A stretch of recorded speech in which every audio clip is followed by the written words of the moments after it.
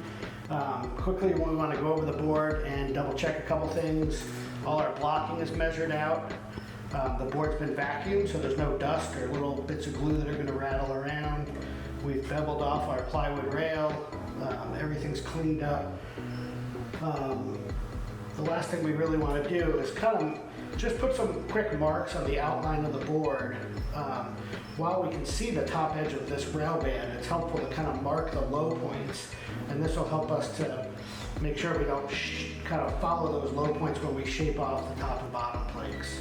So right here along this outline, you can see the board got a little bit flat, and it's right along this puzzle joint. So I'm just going to put a couple little edge marks just as a reminder that when I'm shaping the outside of the board and taking the planks down, maybe I want to keep them a little crowd right in that area. Figure that out. All right, we're ready to go. We got our top planks here. We should remember that the inside of our planks is the side that it's glassed, so that's going to go down. Also the same side that's inscribed. Probably should take a chance to kind of dry fit these. You don't need to clamp them all into place, but just make sure that they go on and everything kind of makes sense to you. So remember that there's a mark here on the keel for where the puzzle joint goes.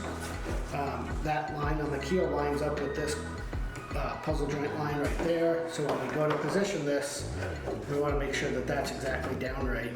Again, when we do this after the glue is down, we don't want to move this at all. If we put this down and then slide it around, we're going to pull all the adhesive off the frames, and then it's not going to have the same strength. So, just kind of be ready to go here and make sure everything looks right. The other thing to note is at each one of these frames, above the frame, there's another hole here that the strong backs are going to pass through, and those are going to be used to help push down on the planks, making sure they're secure to the frames. At the bottom, there's a little notch that indicates the depth of the top planks. So that's going to show us, that's going to help us ensure that we're pushing down properly and that the planks are actually all the way down engaged with the frame. So then again, right at each frame in the keel, there's a hole here that our strong backs are going to pass through, and you notice that little line that comes down from the hole in the keel. That indicates the depth of the plank. So when you see the bottom of that hole, it's going to ensure you that your planks are pressed down tight against the frame. If we're covering some of that, then we don't have our planks pressed down properly. We're going to start off with our thickened epoxy. Make sure you've got the mixing stick on the end of the epoxy here. And we're going to put this on all the frame surfaces, as well as these stringers, as well as this cedar chine along the keel. The only place we're not using it is along the outside plywood rail band. On there we're using grizzly glue because it's easier to shape if we get any squeeze out.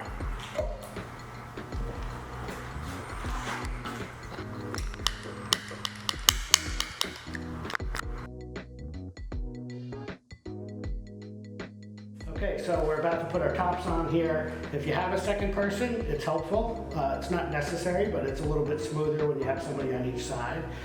So we're going to start out by lining up our puzzle joint and putting it down.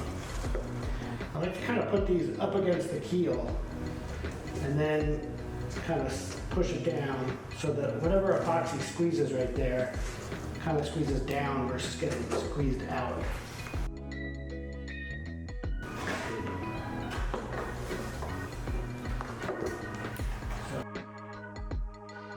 Once I put the first one through, I usually just kind of wedge it on each side. You kind of have to wedge both sides at the same time. Keep pushing under there.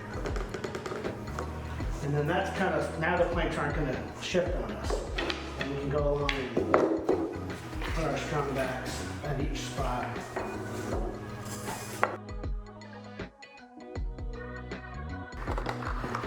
At the same time that you're doing this, we added these little tabs here at the nose, and you can put a clamp on there a little bit carefully to kind of help keep this squeezed in along the keel at both ends.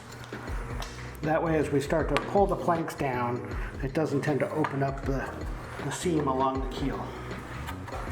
Now we've got our shims all the way down. Next step is we're going to pull these down to the rails with a couple spring clamps.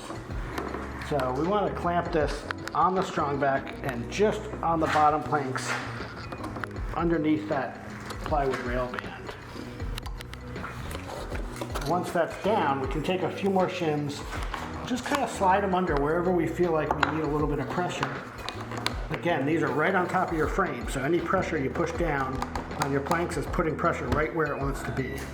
The last thing we're going to do is just clamp around the perimeter. We're going to add 2 clamps in between each frame. And again, we don't want to clamp outside here and have it hanging off the plywood where there's nothing supporting it. We want to make sure that our clamp pressure is right on top of that plywood rail band. That's a big step. We got our tops on, we got our wedges in place, clamps around the perimeter holding it down. Everything's tight against the keel. Board's on a level stand. Looks great. So we're going to let this dry overnight, and tomorrow we can unclamp everything and start working on the outline.